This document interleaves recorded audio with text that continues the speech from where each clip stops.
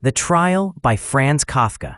On the morning of his 30th birthday, Josef K woke to an unsettling silence in his boarding house.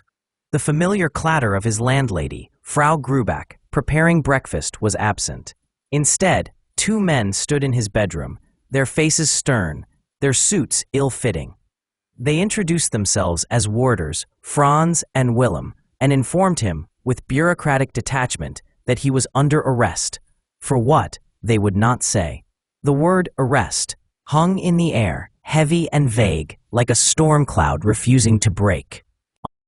Josef K, a chief clerk at a bank, prided himself on his orderly life. He was not a man prone to trouble, yet here he was, accused of an unnamed crime.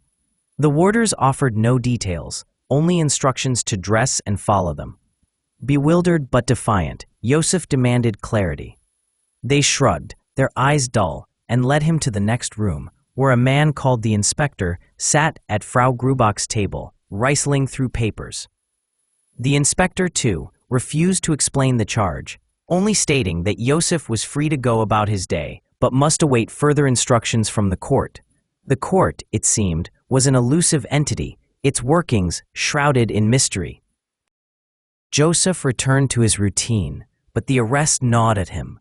At the bank, his colleagues noticed nothing amiss, yet he felt the weight of unseen eyes. That evening, Frau Grubach apologized for the intrusion, hinting at some vague moral failing on Josef's part, though she, too, knew nothing of the charge.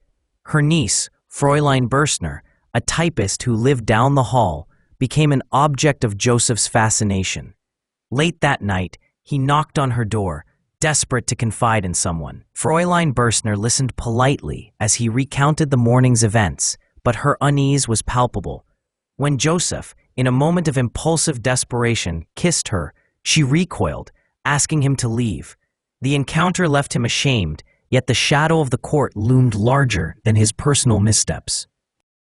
Days later, a summons arrived, ordering Josef to appear at a court hearing on Sunday. The address was a dilapidated tenement in a poor district, far from the grandeur of any courthouse. Josef navigated a maze of staircases and corridors, the air thick with the stench of poverty, until he reached a crowded attic room. A surly crowd filled the benches, their faces indistinguishable, their purpose unclear. At the front, a magistrate presided over a chaotic scene, his desk piled with dusty books. Josef, indignant at the absurdity, delivered an impassioned speech, denouncing the court's secrecy and incompetence. The crowd jeered, some clapping, others hissing, and the magistrate dismissed him without explanation. As Josef left, he noticed the spectators' strange unity, as if they were all complicit in the court's machinery. The court became an inescapable presence in Josef's life. He received no further summons, yet its influence seeped into every corner. At the bank, his work suffered as he obsessed over his case. He sought help from unlikely sources. His uncle Karl, a boisterous man from the country, arrived and insisted Josef hire a lawyer, Herr Hold. The lawyer's house was a dim, airless place where Hold lay bedridden, attended by a nurse named Lenny. Hold spoke in circles, boasting of his connections to the court, but offering no concrete strategy. Lenny, meanwhile, flirted with Josef, urging him to surrender to the court's will. She showed him her webbed hand, a deformity she claimed made her irresistible to defendants. Josef, caught between attraction and repulsion, left the meeting with no answers, only a growing sense of entrapment.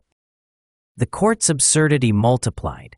Josef encountered other defendants, men broken by years of waiting for verdicts that never came.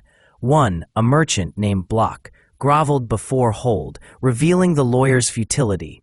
Bloch shared rumors of the court's vast, inaccessible hierarchy, judges, clerks, and unseen higher authorities, all part of an impenetrable system. Josef, determined to take control, decided to dismiss Hold and represent himself, but the lawyer mocked his naivety, warning that the court was beyond comprehension. At the bank, a client directed Josef to Titorelli, a painter who claimed insight into the court's workings. Titorelli lived in another attic, his studio cluttered with identical paintings of desolate landscapes. He explained the court's three possible outcomes: real acquittal, apparent acquittal, or indefinite postponement. Real acquittal was a myth, he said, while apparent acquittal required constant vigilance, and postponement meant endless delays. Joseph, desperate for hope, bought several of Titorelli's paintings, though the artist's words offered no solace. The court, Titorelli implied, was everywhere and nowhere, its power absolute yet invisible. Joseph's world began to unravel. His colleagues at the bank grew distant, sensing his distraction. Fräulein Bürstner moved away, leaving only a curt note. The court's summons grew erratic, sometimes arriving in the middle of the night, demanding his presence at obscure locations. Each visit revealed more of the court's dysfunction: clerks dozing over files, judges arguing over trivialities, and rooms filled with suffocating heat and paperwork. Yet no one could tell Joseph his crime. He began to suspect everyone, his landlady, his co-workers, even passers-by on the street, of being agents of the court. One evening, seeking respite, Joseph wandered into a cathedral. There, a priest, who revealed himself as the court's prison chaplain, addressed him by name. The priest recounted a parable. A man sought entry to the law through a guarded door, but was denied access his entire life, only to learn at his death that the door was meant for him alone. The parable baffled Joseph, its meaning as elusive as his case. The priest warned him of the court's infinite reach, urging acceptance. But Joseph, defiant to the end, refused to yield. On the eve of his 31st birthday, two men appeared at Joseph's door, their faces familiar yet nameless, like echoes of the warders from a year ago. They wore top hats and moved with mechanical precision. Without a word, they led him through the city's empty streets to a quarry on the outskirts. The night was cold, the stars indifferent. Joseph understood what was coming but could not resist. The men placed him on the ground, their movements ritualistic. One drew a butcher's knife. Joseph, staring at the sky, saw a window light up in a distant building.